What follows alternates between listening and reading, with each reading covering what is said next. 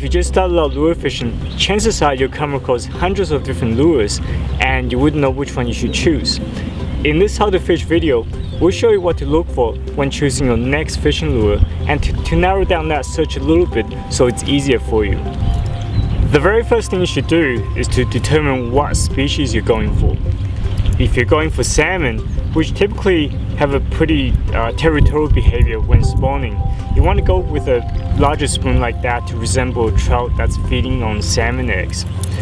But on the other hand, if you're fishing for trout, which typically feed on small fish or insects, a smaller spinner like that is more adequate.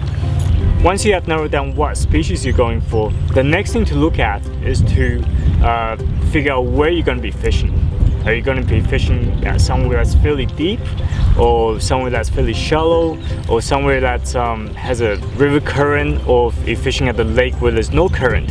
And those factors are actually very important on determining what size of lures, how heavy your lure should be.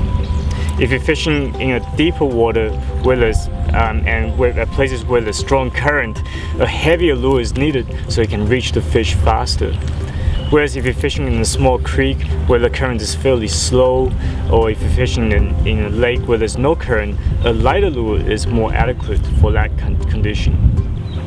Once you figure out your lure size, you need to choose your color, and that usually depends on the water clarity. If the water is really clear, all you need is a silver spoon because that usually stands out pretty well in clear conditions.